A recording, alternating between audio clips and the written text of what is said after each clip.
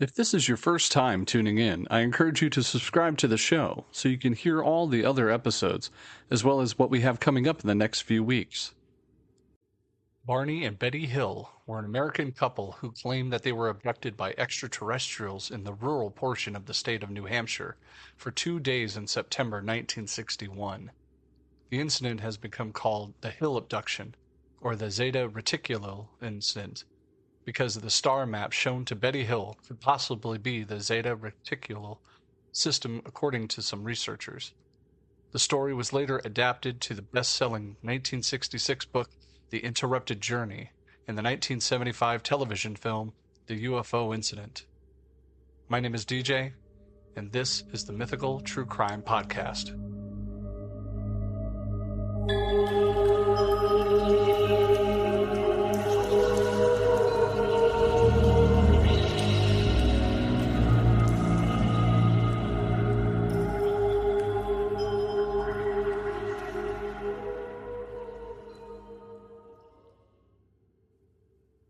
The Hills lived in Portsmouth, New Hampshire. Barney was employed with the United States Postal Service, while Betty was a social worker. Active in the local Unitarian congregation, the Hills were also members of the NCAA, and community leaders, and Barney sat at the local board of the United States Commission of Civil Rights. They were an interracial couple. At the time, it was particularly uncommon in the United States. Barney was a black man and Betty was white. According to a variety of reports given by the Hills, the alleged UFO incident sighting happened around 10:30 p.m. September 19, 1961. The Hills were driving back from Portsmouth from a vacation in Niagara Falls and Montreal. Just south of Lancaster, New Hampshire, Betty claimed that she had observed a bright point of light in the sky that moved below the moon and the planet Jupiter, upwards to the west of the moon, while Barney navigated U.S. Route 3. Betty reasoned that she could be observing a falling star, only it moved upward. Because it moved erratically and grew bigger and brighter, Betty urged Barney to stop the car for a closer look, as well as walk their dog, Delzy. Barney stopped at the scenic picnic area just south of the Twin Mountain. Betty looked through binoculars, observed an odd-shaped craft flashing multicolored lights and traveling across the face of the moon. Because her sister had several years earlier said that she had seen a flying saucer, Betty thought it just might be what she's observing. Through binoculars, Barney observed what he reasoned was a commercial airliner traveling through Vermont on its way to Montreal. However, as soon as he changed his mind, because without looking as if it had turned, the craft rapidly descended in his direction. This observation caused Barney to realize that this object was a plane, but not a plane. Or in his words, quote, "This object that was a plane was not a plane," end quote. The Hills said that they continued driving on the isolated road, moving very slowly through the Franconia Notch in order to observe the object as it came even closer. At one point, the object passed above a restaurant and a signal tower atop of the Cannon Mountain, and then came down and out near the Old Man of the Mountain. Betty testified that at least 1.5 times the length of the granite cliff profile was about 40 feet or 12 meters long, and it had seemed to have been rotating. The couple watched as in silent, illuminated craft moved erratically and bounced back and forth in the night sky. About 1 mile south of Indian Head, they said, the object rapidly descended towards their vehicle, causing Barney to stop in the middle of the highway. A huge silent craft hovered about 80 to 100 feet, about 24 to 30 meters above the Hills' 1957 Chevrolet Bel Air, and filled the entire field of view of their windshield. It reminded Barney of a huge pancake, in his words. Carrying his pistol in his pocket, he stepped away from the vehicle and moved closer to the object. Using the binoculars, Barney claimed to have seen about 8 to 11 humanoid figures, all who were peering out of the craft's windows, seeming to look at him specifically. In unison, All but one of the figures moved to what appeared to be a panel on the rear wall of a hallway that encircled the front portion of this craft. The one remaining figure continued to look at Barney and communicated a message telling him to, quote, "Stay where you are and keep looking." Barney had a recollection of observing the humanoid forms wearing glossy black uniforms with black caps. Red lights were on what appeared to be bat wing fins that began to telescope out the sides of the craft, and a long structure descended from the bottom of the craft. The silent craft then approached to what Barney estimated to be about 50 to 80 feet overhead and about 300 feet away from him. On October 21st, 1961, Barney then reported to the National Investigations Committee on Aerial Phenomenon in the investigator Walter Webb, that the beings were somehow not human.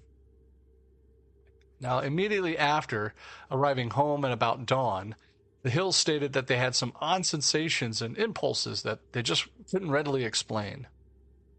Betty insisted her luggage had been kept in the rear door rather than in the main part of the house. Their watches never worked again. Barney said that the leather strap that the binoculars were on the binoculars were torn, and though he couldn't recall them tearing.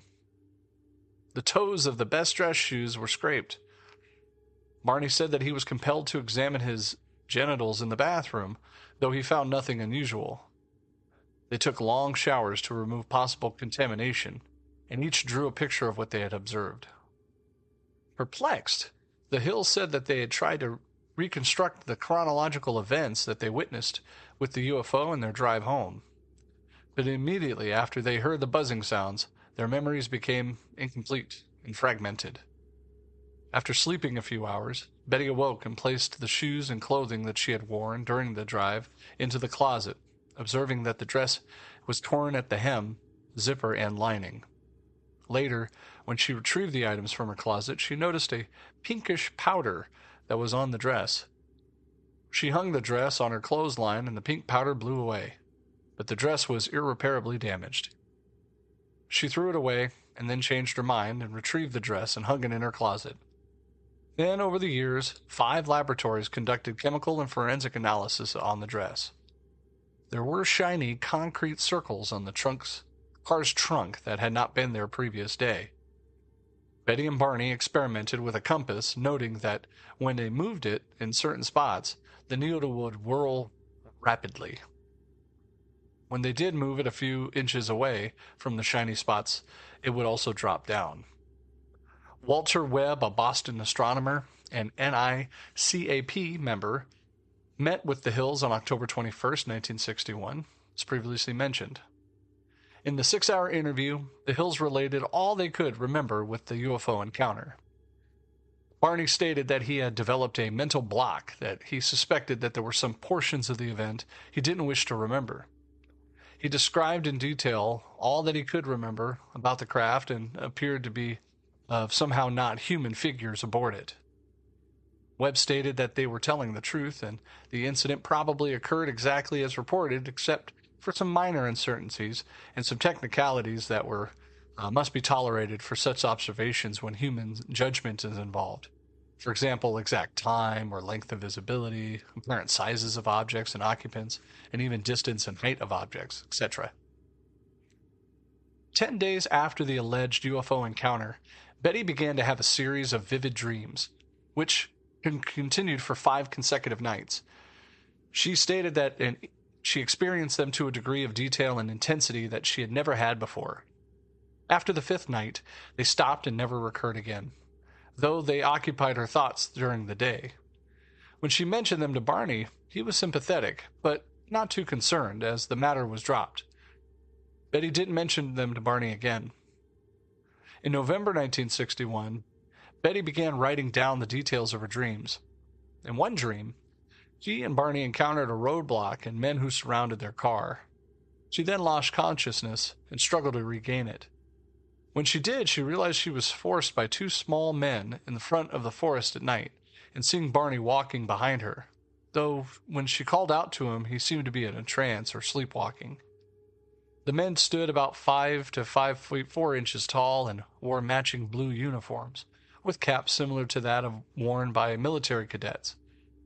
They appeared nearly human, with black hair, dark eyes, and prominent noses, but bluish lips, and their skin was a grayish color. She and Barney were taken from their car, where the leader suggested that they wait to watch the craft's departure. And they did, and they resumed their drive home. After this quick message, we'll be right back. If you like what you've been hearing in this podcast, I invite you to go wherever you're listening to this episode and leave us a comment or a review.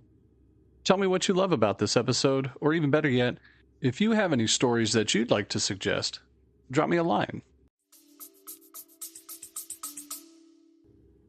Having read Webb's initial statements, Jackson and Hammond both had questions for the Hills. One of their main questions at this time was the length of the trip.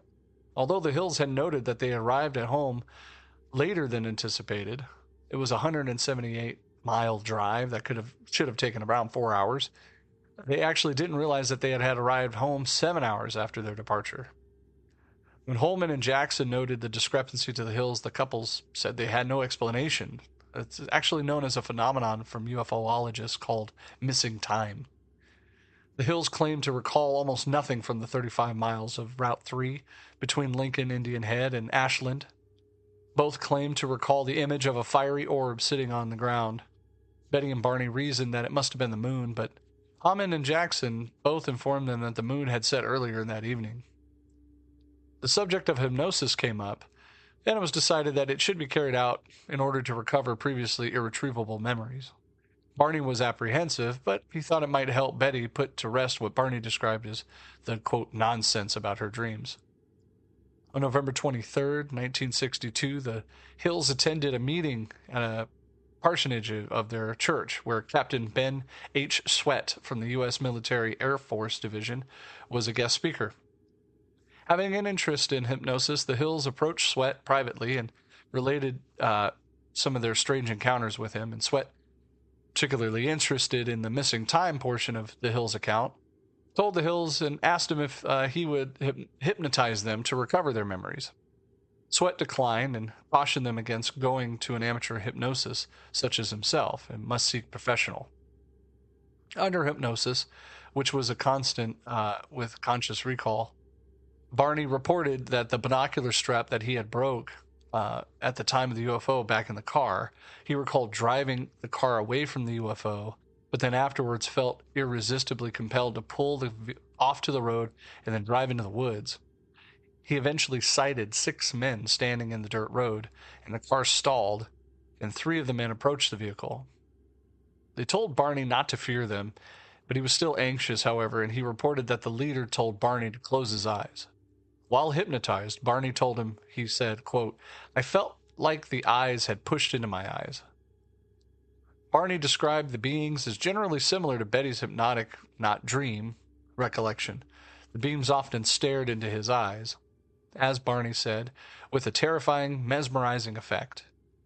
Under hypnosis, Barney stated that these things, quote, "Oh, their eyes, they're in my brain," from his first hypnosis session, and, quote, "I was told to close my eyes because I saw 2 eyes coming close to mine. I felt like the eyes had pushed into my eyes." That was from his second hypnosis session. And all of these eyes, I'm not even afraid that they're not connected to the body. They're just there. They're just up close to me, pressing against my eyes. While Betty reported a conversation with the leader in English, Barney said that he heard them speaking or mumbling a language which he didn't understand.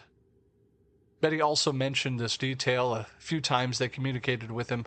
Barney said they seemed to have been like a thought transference at the time. He was unfamiliar with the word telepathy. Under hypnosis, Betty's sessions were quite different. Her account was similar, with the 5 dreams more so, about the UFO abduction, and some notable differences mainly pertaining to her capture and release. Also, the technology on the craft was different, and the short men differed significantly in appearance, and the sequential order of the abduction differed. Barney and Betty's memories of hypnotic regression, however, were constant with one another.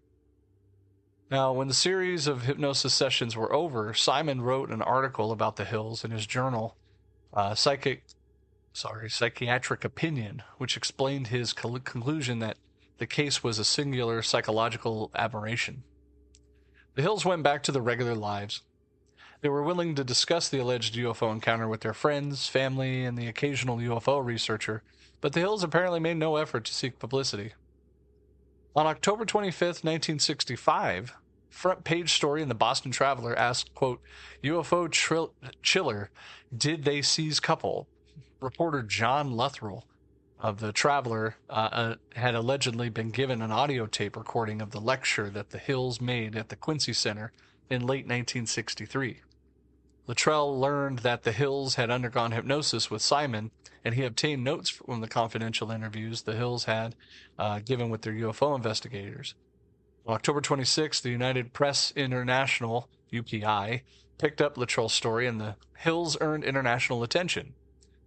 In 1966, writer John Fuller secured the cooperation of the Hills and Simon to write his book, The Interrupted Journey, about the case of the book also included a copy of Betty's sketch of the star map. The book was a quick success and went through several printings. Later, February 25th, 1969, at the age of 46, Barney died of a cerebral hemorrhage, after which Betty went to become a celebrity in the UFO community. On October 17th, 2004, at the age of 85, she died of cancer, and she had never remarried.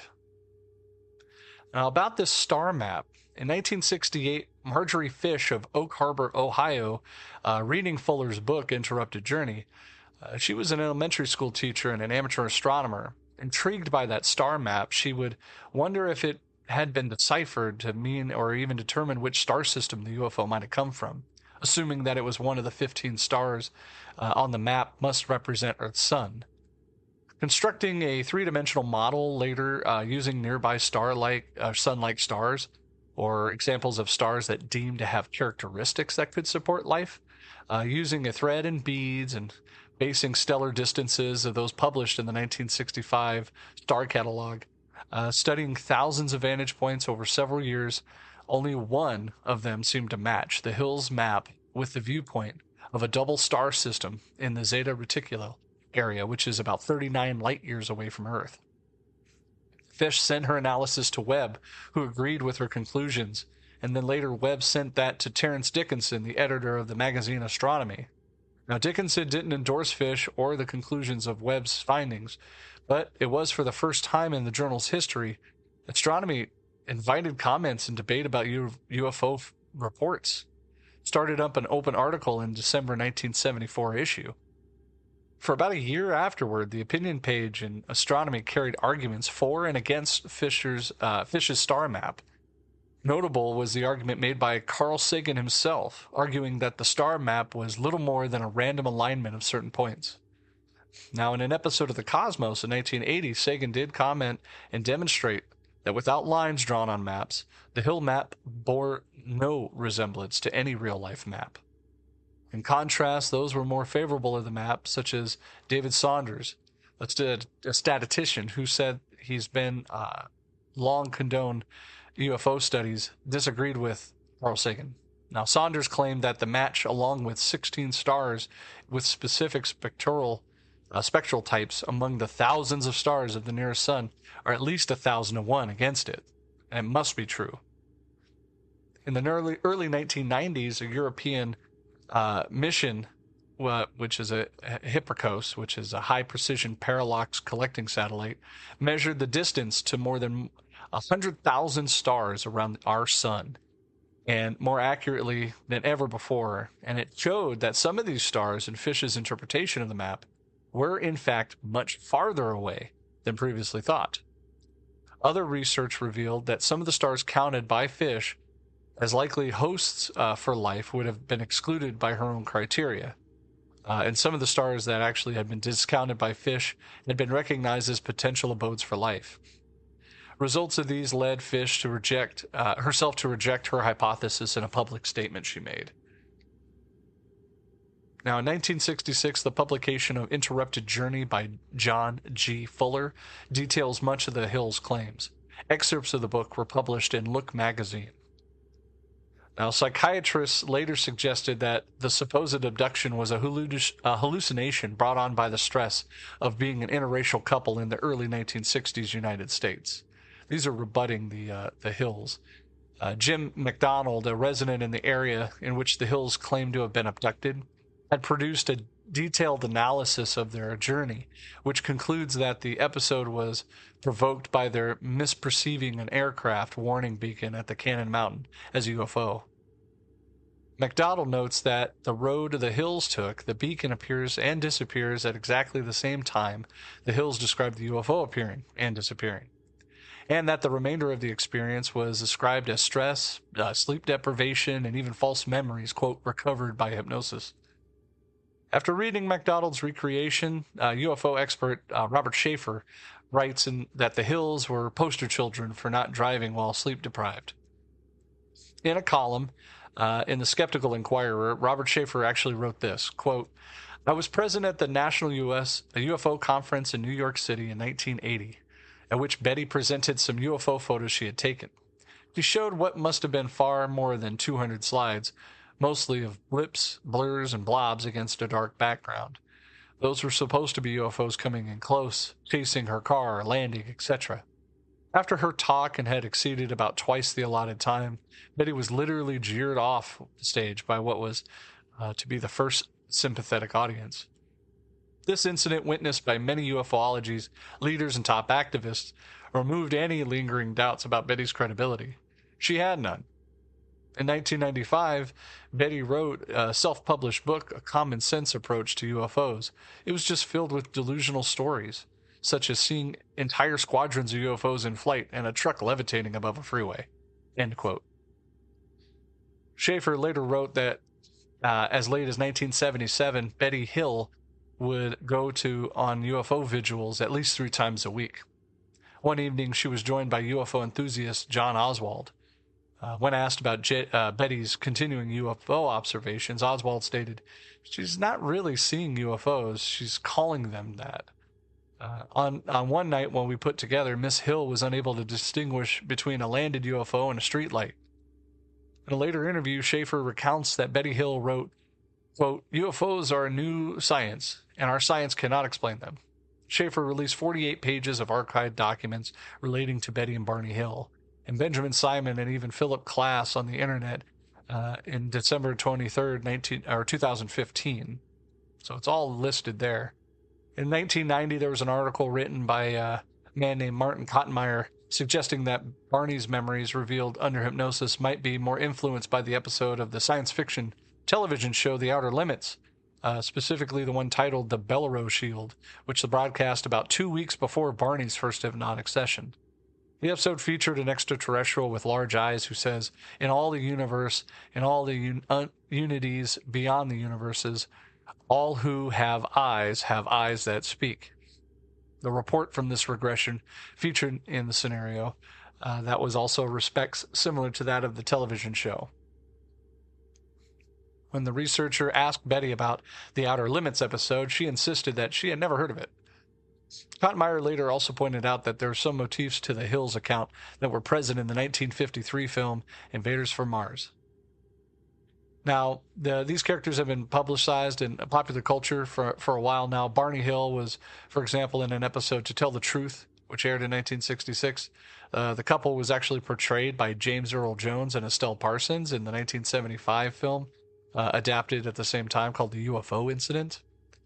There were even in 2015, it was reported in that Gotham Principle would adapt the 2007 book into a film and a television series. In 2018, a story formed the basis of the Dinner Party virtual reality exhibit, was shown in Wonder Spaces. And not only that, Betty and Barney Hill have been the topic of many, many podcasts over the years, non-fictional television programs that have discussed the encounter, including my show, Mythical True Crime Podcast.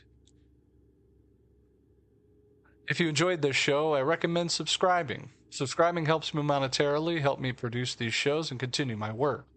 Also, visit me on social media. I'm on Facebook, Instagram, and Twitter, and I post regularly. If you have any questions or suggestions for new episodes, I could listen to them there as well, and I reply pretty quickly. Thank you very much for listening to the Mythical True Crime Podcast. My name is DJ. Good night.